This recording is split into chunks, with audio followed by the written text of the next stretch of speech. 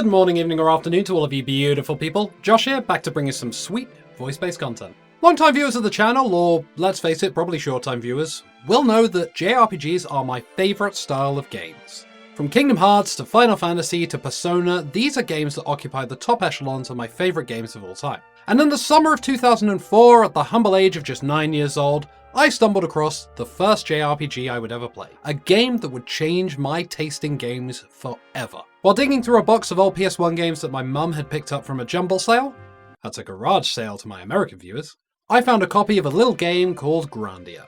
I put the game into my PS1 and I would never be the same again. How so, you ask? Well, without any further ado, let's go!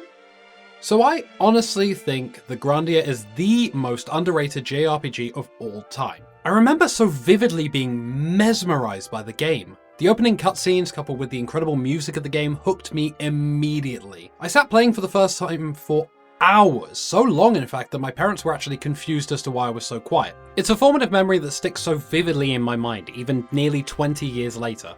But it wasn't until my early teens that I gained a true appreciation for what Grandia is and does. In early 2010, I saw an article stating that the game was being re-released on the PlayStation Network as a downloadable title, and the memories that I mentioned a moment ago came flooding back like nobody's business. I've never bought a game on the PlayStation Store so quickly, like ever. I then spent 3 days in what was essentially a nostalgia-driven haze, working my way through the first disc of the game, mesmerized yet again by the visuals and sound of a game that had permeated my childhood. Only now I could appreciate it more having played other JRPGs like Kingdom Hearts and Final Fantasy VII, as I understood the combat system and the idea of leveling up, even though the combat system was very different. Grandia has so many great things working in its favour that I am genuinely shocked some of these things aren't implemented more in modern JRPGs. The IP gauge and the ability to push characters' actions back or even cancel them to give your team a better advantage, groundbreaking and hasn't been done since to my knowledge. The visuals still look great even to this day. It gives the game a classic look that veers into the realm of timeless. And the voice acting, while not perfect, it can be a little bit cringy from time to time, it still holds up. It's still solid, even by today's standard. But why do I love Grandia so much? What is it about this game that really holds its place in my heart? Well, honestly, it's the characters and the world of Grandia. Grandia is such an immersive JRPG that I could spend hours talking to random NPCs, even though I know it doesn't do anything to advance the story. There are barely any side quests, so you're kind of on a very rigid-ish path, but the way you get there is so completely down to your preference. The world of Grandia is just so alive and so interesting that I genuinely still can remember the exact routes to get through Palm, through Alencia, the tunnels underneath the church. It all just sticks in my brain because of how immersive the world was. And the characters, oh my god, the characters.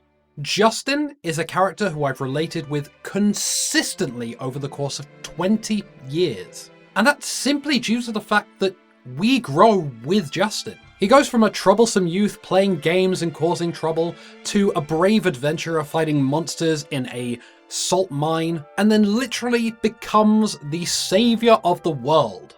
Justin's growth and the pitfalls he suffers as he continues to push forward are some of the most relatable character moments I've seen in a game. And it's not just Justin. Fina is a strong, capable, and powerful character who has no need to justify her presence. Yes, she does have a couple of moments of being rescued by Justin, but she just as easily saves Justin from near death on several occasions. Fina is never a side character, she is an equal to Justin. And in a genre that often relies quite heavily on the damsel in distress trope, that's pretty fucking amazing. I could go on and on and on about the other characters, like Gadwin being one of the best mentor figures in any video game, Milda being a perfect combination of powerful and retaining her femininity without either being sacrificed to push the other, Mullen being the calm and refined equal to Justin's brash and unkempt valor, Baal being just an absolute bastard. Wait. I said I could go on.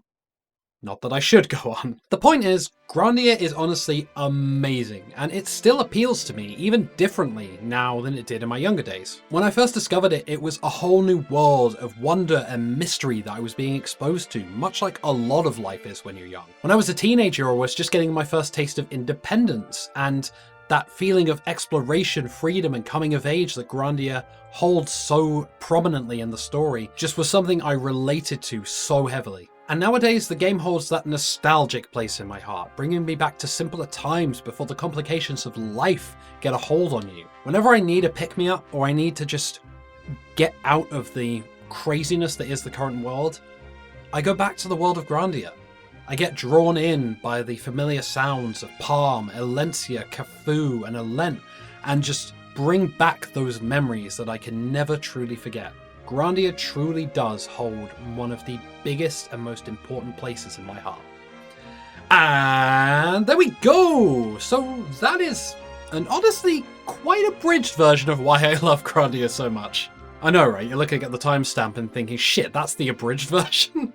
In all seriousness, I adore Grandia so much, and it's informed my taste in gaming massively, so if you haven't had a chance to play it, please do. You will not regret it. And if you're one of the cool souls who have played Grandia, let me know some of your favourite moments from the game, and let's get the Grandia community absolutely screaming down in the comments. If you did enjoy this video, then do leave a like and subscribe to my channel for more beautiful voice-based content.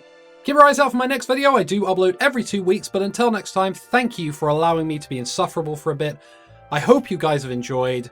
I hope that I've even slightly convinced you to go ahead and play Grandia, but above all else, I hope you magical, beautiful souls all stay wonderful.